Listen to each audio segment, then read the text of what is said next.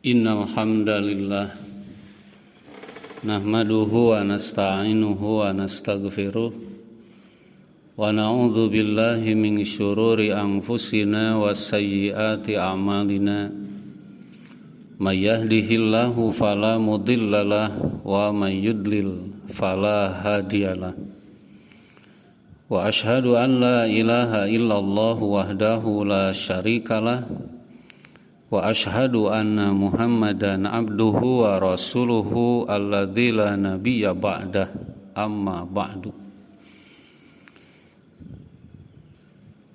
A'udzu billahi minasy syaithanir rajim.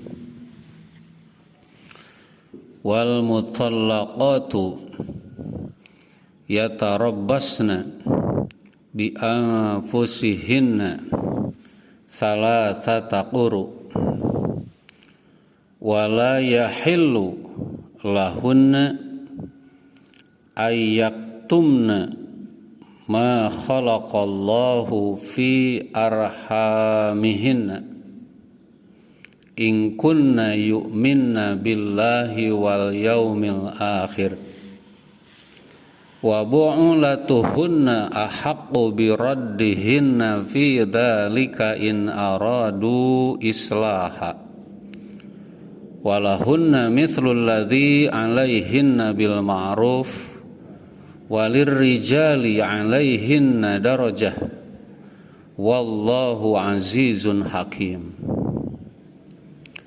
Para santri yang dimuliakan oleh Allah Subhanahu wa taala,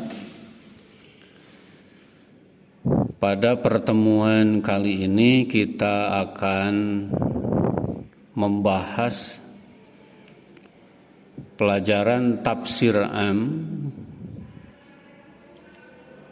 yaitu ayat ke-228 dari surat Al-Baqarah. Mudah-mudahan kalian bisa menyimak dengan seksama pelajaran ini, dan tentu Ustadz berharap kalian pun mengulang-ulang membaca ayat 228 ini dan juga mengerti terjemahnya. Nah, tujuannya tiada lain supaya nanti kalian bisa lebih memahami tafsir dari ayat ke-228 ini. Nah, kalau kita perhatikan ayat tadi, ayat ke-228 dari surat Al-Baqarah, di sini ada beberapa hal.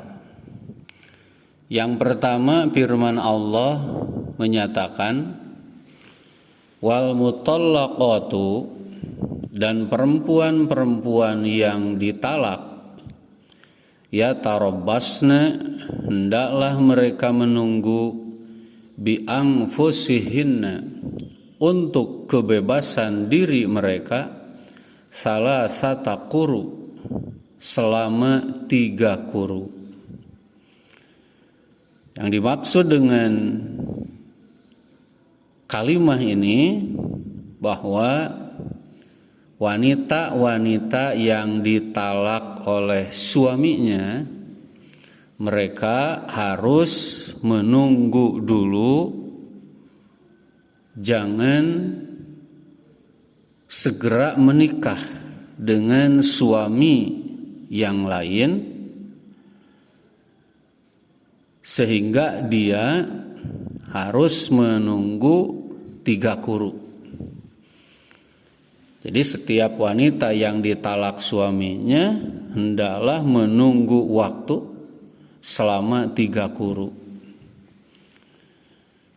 Nah, menunggu waktu selama 3 quru tersebut di dalam istilah agama disebutnya iddah. Jadi wanita yang ditalak oleh suaminya hendaknya dia menunggu waktu atau menjalani masa iddah.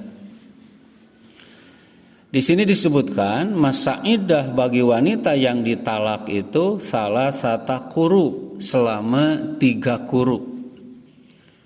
Para ulama menjelaskan bahwa yang disebut kalimat quru itu merupakan kalimat yang mustarokah.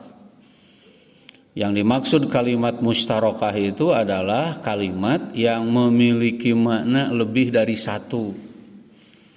Sehingga kata quru di sini ada yang mengartikan suci dari haid. Ada juga yang mengartikan bahwa quru di sini dalam arti haid. Jadi quru itu bisa diartikan bersih, suci, bisa diartikan juga haid.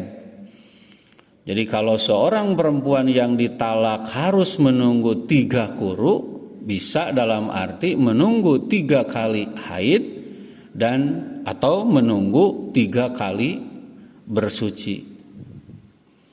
Jadi 3 kali haid atau 3 kali suci. Nah, itulah yang disebut dengan masa iddah. Nah, di sini disebutkan wal mutallaqat, dan setiap wanita yang ditalak. Jadi ini untuk menunjukkan umum.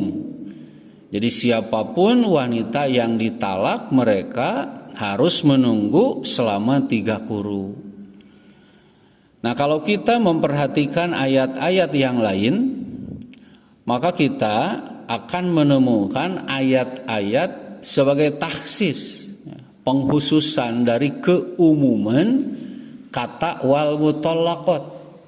Sebab kalau kata wal mutallaqat ditunjukkan untuk semua perempuan yang ditalak, nah dalam ayat-ayat lain ada takhsisnya, ada penghususannya. Dalam arti masa iddah bagi wanita yang ditalak itu bervariasi. Misalkan kalau kita merujuk kepada Al-Quran surat Al-Ahzab ayat 49, di situ Allah berfirman, Ya ayyuhalladzina amanu, wahai orang-orang yang beriman, idza nakahtumul mu'minat, jika kalian menikahi mukminat, tsumma talaqtumuhunna, kemudian kalian mentalak mereka, mencerai mereka, min qabli ang tamassuhunna, sebelum kalian bercampur dengan mereka, sebelum kalian berjima dengan mereka, layaknya suami istri. Maka Allah menyatakan fama lakum alaihinna min iddatin ta'taddunaha, maka tidak ada bagi kalian atas diri mereka para wanita yang ditalak itu masa iddah yang harus dijalani. Nah, jadi berdasarkan ayat ini, jika seorang perempuan ditalak oleh suaminya padahal dia belum bercampur, belum bersetubuh, belum berjima layaknya suami istri, maka istri tersebut tidak mesti menjalani masa iddah. Dalam arti setelah dia ditalak, kalaupun dia mau menikah dengan laki-laki yang lain atau laki-laki yang kedua setelah lepas dari suaminya yang pertama, itu tidak ada bagi perempuan tersebut masa menunggu, masa iddah. Nah, kemudian juga kita bisa melihat kekhususan lain. Di dalam Al-Quran surat At-Tolak ayat keempat, Allah berfirman, Wallahi ya'isna minal mahidi min nisaikum inirtabtum fa'iddatuhunna thalathatu ashhuri wallahi lam yahidna wa ulatul ahmali ajaluhunna ayyadana hamlahunna wa man yattaqillaha yaj'al lahu min amrihi yusra. Dan bagi wanita-wanita yang putus asa dari haid, yang dimaksud putus asa dari haid itu adalah wanita-wanita yang sudah lanjut usia, yang haidnya itu kadang-kadang datang, kadang-kadang tidak. Ya, jadi wanita yang sudah lanjut usia, jadi wanita yang mengalami masa menopause. Untuk wanita yang haidnya kadang-kadang datang, kadang-kadang tidak,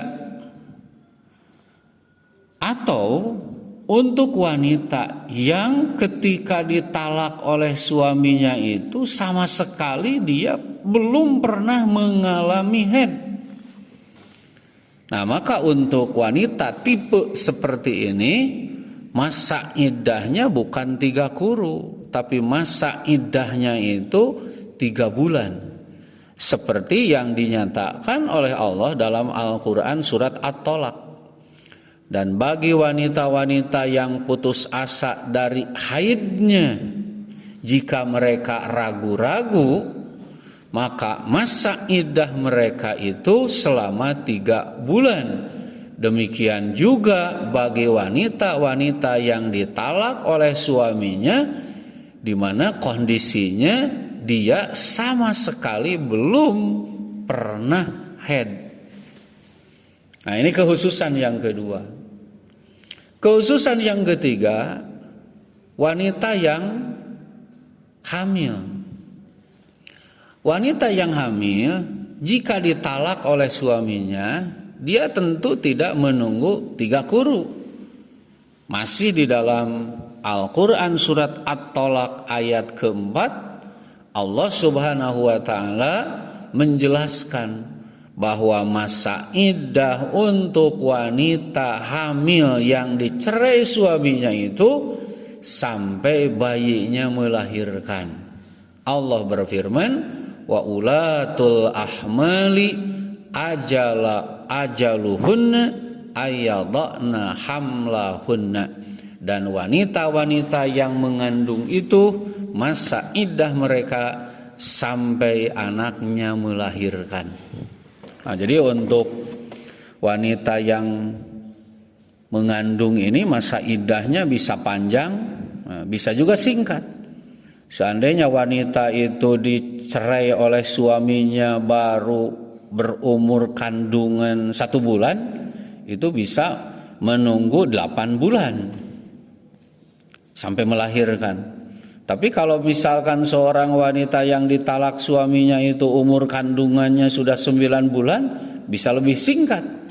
Bisa saja terjadi pagi-pagi dia dicerai suaminya, seminggu kemudian ia melahirkan, maka dia sudah boleh menikah dengan suami yang lain. Nah, ini tentang masa iddah yang jika kita perhatikan berdasarkan ayat lain ternyata bervariasi, tidak hanya 3 quru, tapi ada yang 3 bulan, ada yang sampai melahirkan. 3 quru khusus untuk wanita yang dicerai suaminya dan haidnya masih normal. Sedangkan untuk perempuan yang dicerai suaminya padahal dia belum pernah bercampur sama sekali dengan suaminya, dia tidak mengalami masa iddah. Sedangkan bagi perempuan yang dicerai oleh suaminya tapi dalam kondisi haidnya itu tidak jelas, ada kalanya keluar, ada kalanya tidak, ada kalanya datang, ada kalanya tidak.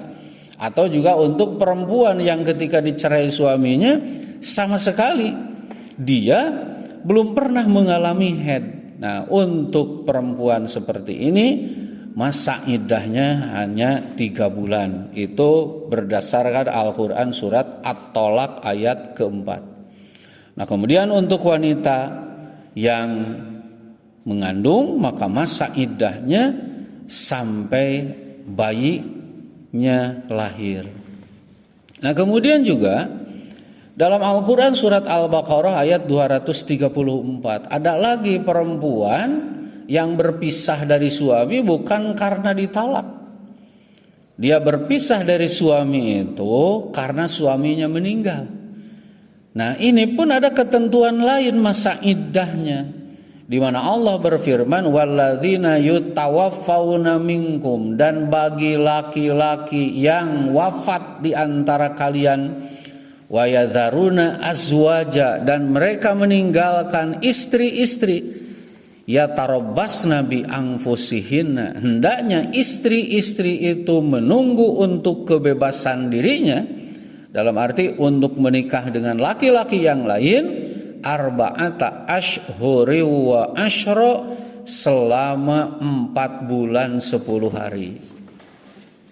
Nah, itulah keumuman dari ayat wal mutallaqat, ditahsis, dikhususkan dengan beberapa ayat yang tadi disebutkan.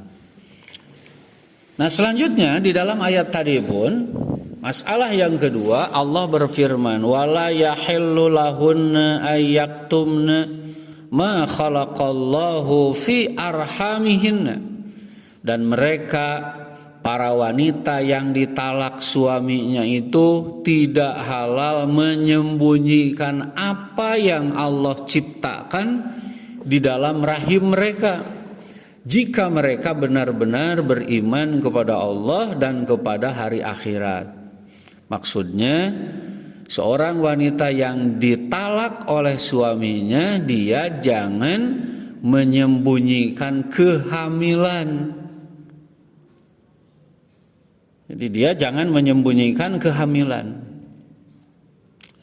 Misalkan seorang wanita yang ditalak oleh suaminya, dia itu sudah kalau dalam istilah bahasa Sunda itu ada istilah nganeg, dalam istilah bahasa Sunda itu. Jadi kalau misalkan seorang wanita yang ditalak suaminya, kemudian bulan itu dia sudah telat haid, maka itu untuk istri yang memiliki suami itu sudah menjadi tanda bahwa dia itu hamil. Nah, ketika seorang perempuan ditalak oleh suaminya, padahal bulan itu dia sudah tidak haid, nah ini menjadi tanda bahwa dia itu hamil. Nah, wanita yang ditalak suaminya, padahal dia itu merasa akan segera hamil, dia tidak boleh menyembunyikan kehamilan itu, sehingga dia menikah lagi dengan laki-laki yang lain. Apalagi nanti anak dari suami yang pertama itu dia akukan kepada suami yang kedua. Nah, ini merupakan perbuatan dosa yang sangat besar. Jadi seorang wanita tidak boleh menyembunyikan kehamilan dirinya. Dia harus menerangkan bahwa ketika dia bercerai dengan suaminya itu dia sudah mengandung. Nah, sehingga ketika nanti dia akan menikah dengan laki-laki yang lain, maka rahimnya itu benar-benar bersih. Nah, jadi ini kalau kita perhatikan bagaimana Islam menjaga keturunan. Jadi kalau misalkan timbul pertanyaan, kenapa ketika laki-laki mencerai istrinya dia tidak menunggu masa iddah, tapi kalau perempuan ketika dicerai suaminya harus menunggu masa iddah? Jika pertanyaan itu terwujud, jika pertanyaan itu muncul, permasalahannya kalau perempuan itu memiliki rahim, yang di rahim itu ada benih. Kalau laki-laki tidak perlu mengalami masa iddah lantaran laki-laki itu tidak ada rahim. Untuk laki-laki jangankan dia habis mencerai istrinya, masih beristri juga kalau menikah. Kalau mau menikah dengan perempuan lain itu diperbolehkan. Nah, sedangkan kalau bagi perempuan jangankan bersuami, setelah ditalak dicerai pun untuk menikah kepada yang lain itu harus menunggu dulu. Yaitu yang disebut masa iddah yang tadi. Apa hikmah di balik masa iddah ini? Kalau menurut Imam Al-Maraghi, hikmah masa iddah ini bertujuan supaya apa? supaya rahim si wanita itu benar-benar bersih dari benih yang ditanam oleh suami yang pertama. Makanya di dalam Al-Quran surat Al-Ahzab tadi, andaikan suami istri itu belum pernah bercampur sebelumnya, maka dia andaikan ditalak tidak perlu mengalami masa iddah.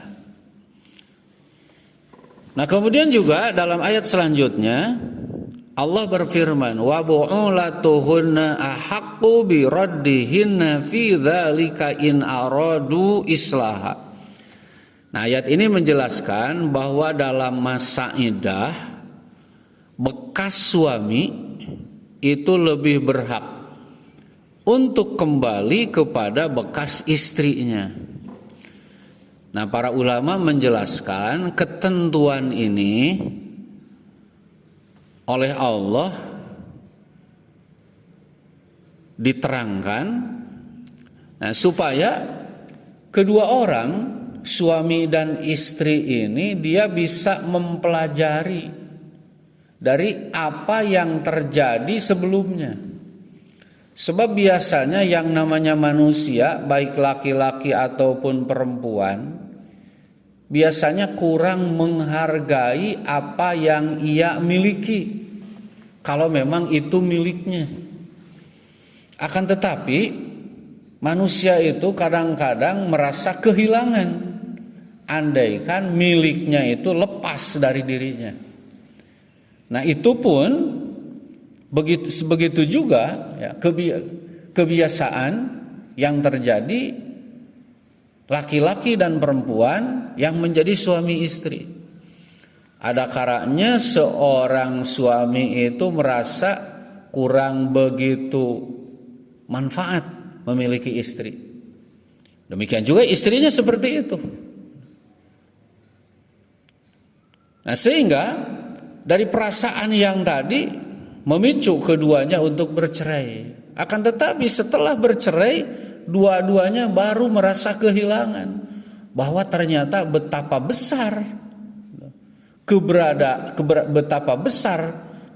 penting keberadaan seorang istri dalam hidup berumah tangga. Betapa penting keberadaan seorang suami dalam hidup berumah tangga. Sehingga berdasarkan ayat ini Allah membolehkan bagi bekas suami yang mau kembali lagi kepada istrinya, asal syarat masih dalam masa iddah, maka si bekas suami itu dia lebih berhak untuk kembali kepada istrinya. Nah, tapi dengan syarat in aradu islaha, jika mereka dengan kembali yang kedua ini bertujuan untuk berbuat keberesan, dalam arti memiliki iktikad untuk memperbaiki kehidupan rumah tangga mereka. Nah, kemudian yang selanjutnya Allah berfirman, walahunna mithlul ladzi 'alaihinna bil ma'ruf. Dan bagi mereka para wanita itu memiliki hak dan kewajiban yang sama dengan cara yang ma'ruf. Nah, ini merupakan keluhuran ajaran Islam. Lantaran kalau kita memperhatikan posisi dan keadaan wanita dalam agama-agama selain Islam, wanita itu tidak ada harganya. Wanita itu tidak dihargai. Sehingga dalam kehidupan, terutama kehidupan bersuami istri, wanita itu hanya wajib melaksanakan kewajibannya tanpa perlu diperhatikan hak-haknya. Akan tetapi di dalam Islam Allah berfirman, walahunna mithlul ladzi 'alaihinna bil ma'ruf. Di dalam ajaran Islam, wanita itu bukan hanya mesti menjalankan kewajiban, tapi wanita pun mereka itu wajib mendapatkan hak-haknya. Bahkan Allah sebutkan, kewajiban dan hak-hak yang dimiliki oleh wanita itu seimbang dengan kewajiban dan hak-hak yang dimiliki oleh suaminya. Nah, kemudian selanjutnya Allah berfirman, walir rijali alaihin darajah. Dan bagi para laki-laki dibandingkan dengan para wanita, darajatun. Memang laki-laki memiliki derajat setahap lebih tinggi. Nah, yang dimaksud laki-laki dalam kehidupan rumah tangga memiliki derajat lebih tinggi dibanding wanita, bukan dalam arti laki-laki boleh bertindak sewenang-wenang memperlakukan istrinya. Tapi yang dimaksud laki-laki memiliki derajat lebih tinggi dibanding dengan wanita karena Allah Subhanahu wa taala menyerahkan kepada laki-laki, pertama, laki-lakilah yang wajib memberikan nafkah kepada istri dan keluarganya. Dan yang kedua, laki-lakilah yang wajib membayar mahar. Itu yang dimaksud walir rijali alaihinna darajah. Nah, kemudian pada akhir ayat Allah menutup dengan firman-Nya, wallahu azizun hakimun, dan Allah itu zat yang maha gagah dan maha bijaksana. Maksud Allah itu zat yang maha gagah ini sebagai wa'idun, sebagai ancaman kepada kita semua manusia yang membaca firman-firman Allah, yang membaca ayat-ayat Allah, agar kita jangan berani menentang kepada semua ketentuan-ketentuan Allah. Kenapa? Karena jika kita menentang kepada ketentuan Allah, ingat Allah itu azizun, Allah itu maha gagah dalam menyiksa. Tapi Allah pun menyebutkan hakimun, Allah itu maha bijaksana. Maksudnya apa? Maksudnya adalah bahwa Allah itu ketika menerapkan hukum-hukum, ketika menerapkan ketentuan-ketentuan, tidak akan ada satupun hukum, tidak akan ada satupun ketentuan yang hukum dan ketentuan itu memberatkan manusia. Yang hukum dan ketentuan itu menzolimi makhluk dan hambanya. Allah menetapkan hukum itu maha bijaksana. Oleh karena itu tidak ada lagi bagi kita selain kita harus mematuhinya, mentaatinya kepada hukum-hukum Allah itu. Nah, kiranya para santri yang dimuliakan oleh Allah Subhanahu wa taala, itu saja yang bisa disampaikan. Mudah-mudahan nanti kalian bisa mencerna apa yang sudah diterangkan ini. Nah, kita akhiri bahasan kita dengan berdoa, Rabbana atina fid dunya hasanah wa fil akhirati hasanah wa qina adzabannar. Wassalamualaikum warahmatullahi wabarakatuh.